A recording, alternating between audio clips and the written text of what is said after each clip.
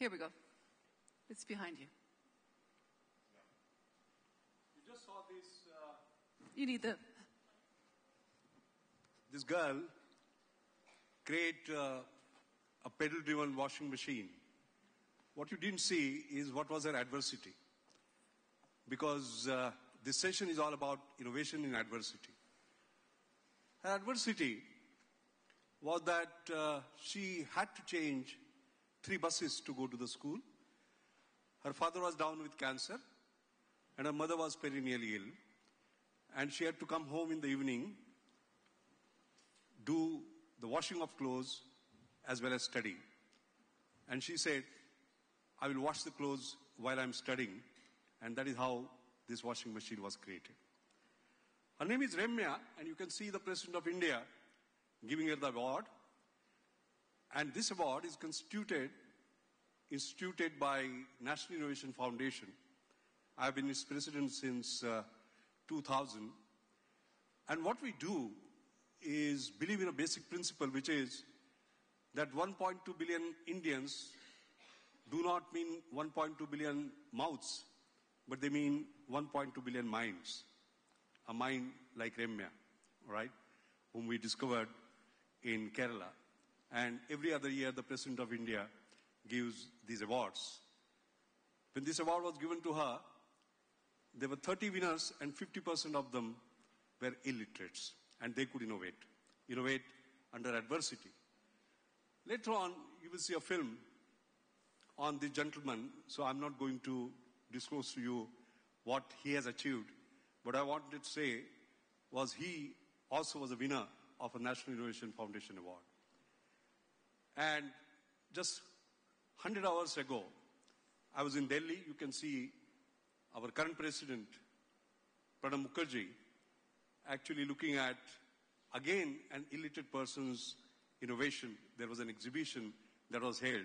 And this is held, by the way, in President's House, year after year for the last 8 years. That is the respect we pay to these innovative minds. As I said, 1.2 billion innovative minds. Now, if you look at adversity, there are various types. Poverty is one, disability is another, distance is third, demography is fourth, and there are several others. Look at just poverty and disability as an adversity. Now, the challenge in innovation is, can we give, despite the adversity, access equality? Access to education, access to health, access to financial services, what have you. For example, if poverty is the adversity, then despite income inequality, can you give access equality? Now, come on, that looks ridiculous, isn't it? Self-contradictory. And that self-contradiction, that challenge, can be made by a solution which also is self-contradictory. Affordable excellence. As soon as you say affordable, you say it can't be excellent. As soon as you say excellent, you say it can't be affordable. But that becomes possible. Access equality despite income inequality. Just have a look here. Here is a beautiful young girl, new rich, and there is a lady from the slum. The access equality is 1:1, but the income inequality is 1,000:1. How did this miracle happen? First, there was a policy level innovation. When no more sort of landline telephones, laying copper lines, but going for voice over internet, voice for mobile. Then came the technological innovation done by not Indian companies, companies from Europe like Ericsson's and Nokia's of this world, bringing down the cost to $25. But even if that cost was $25 and phone calls were 8 to 10 cents per minute, like in Europe or US, you would not have seen this scene because $2 per day, 10 cents per minute would take 20 minutes call to finish your daily wage. It became a fraction of a cent, and that happened because of what is called as a business model innovation. And that was done by Indian entrepreneurs. In fact, those of you who are interested in seeing how that happened, there's a paper that I and C.K. Prahlad have written in Harvard Business Review, July-August 2010, where we describe how exactly that took place. So the point is that it was a combination of these actually which created this seemingly impossible thing happen here, as you see in the photograph. Let me talk about something else which has to do with the individual initiative in dealing with innovation under adversity. It's fine. I mean, we had 10 million mobiles 10 years ago. Now we have 900 million mobiles, and lots of companies are making lots of money, and that's fantastic. But there are individuals who get bothered by some sufferings, and then they come out for innovations. I'm going to give you a lot of examples in the 5 minutes that I have to illustrate to you how this is done. For example, what is the adversity and what is the innovation? The adversity is, if you want to do hemoglobin detection, you go to a village in India, the women are reluctant to give the blood. They don't like the needles. They think when they have given blood, they have given something precious. And even if they give the blood, it goes to the city, it takes 2-3 days. All right, by which time it could be too late.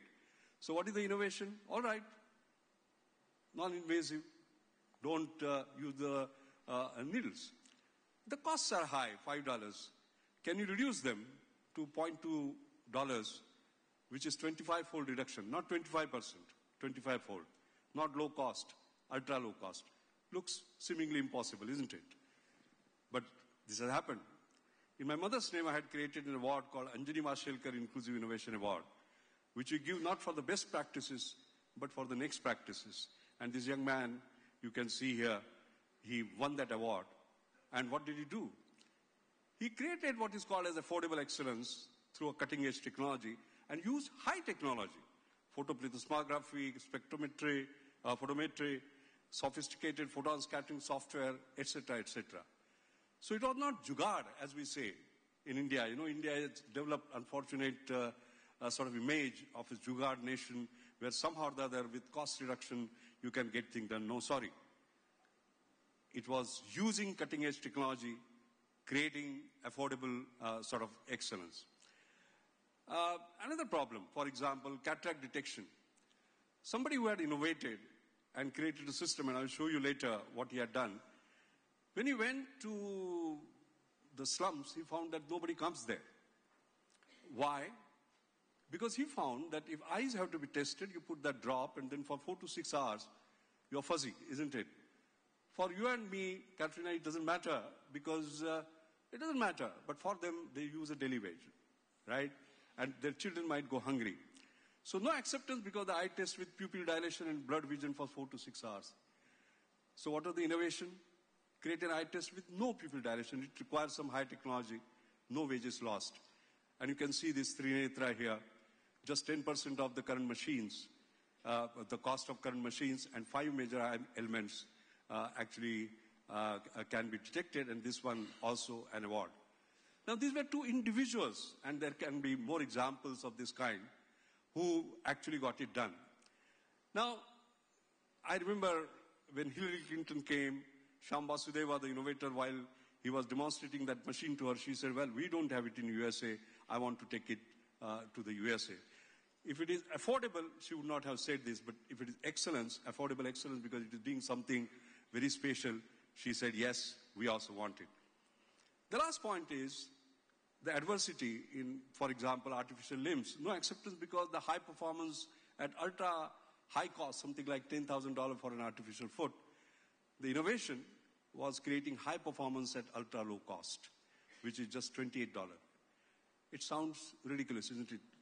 $10,000 to $28. Then you would be imagining that, look, then you are talking in terms of something that is not workable. It must be a wooden foot, no flexibility, and so on and so forth. But this was the best designed foot.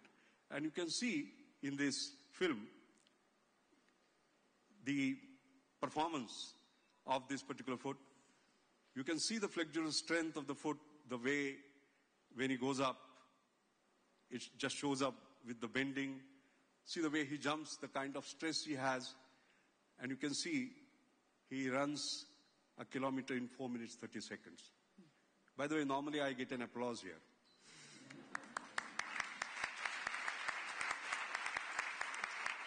So I think, let me end by just saying that what you require is a combination of innovation, compassion, and passion. Because these people didn't want to live with this particular problem of the poor, of the old, and the challenges that they have. And we have shown examples of individuals doing it, enterprises doing it, institutions doing it. The issue, while I'm speaking here at the end, is can we all do it together? That means global networks. And I'm very proud to say we are doing it. I happen to be the president of Global Research Alliance. And this Global Research Alliance, you can see spread all over. We have 4 major institutions from Germany, whether it is Fraunhofer, whether it is TNO Netherlands, whether it is VTT Finland, Danish Technological Institute, and who have they joined with? Battelle US, CSR India, CSR South Africa, and so on. And here you have countries from $1,500 GDP per capita to $50,000 GDP per capita working together to achieve what? For example, this issue of low-cost wireless communication networks for Africa, connecting rural Africans to the rest of the world. The Fraunhofer, VTT, CSI South Africa, CSRO, and Macha Works, they are working together to do this innovation with their adversity.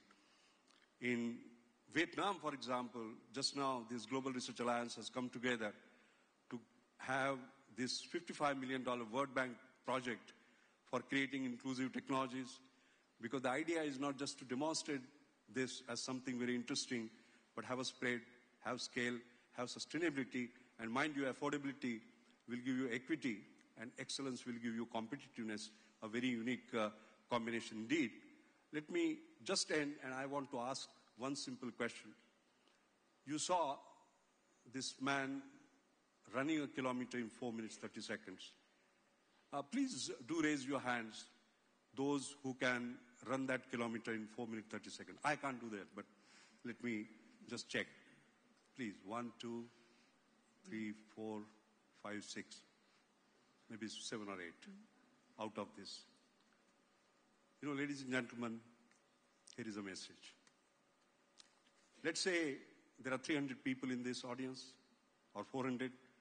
400 minus 7, 393, he can beat all of you. That is because this innovation under adversity gives affordable excellence, high performance. It is more from less for more and more people, not just for more from less for more and more profit, not just more from more which only few can afford, not less from less, which is a kind of a useless burden in terms of innovation on the poor, but more from less, affordable excellence. And that's the way forward for a better world. Thank you. Thank you. Thank you very much. Barbara James.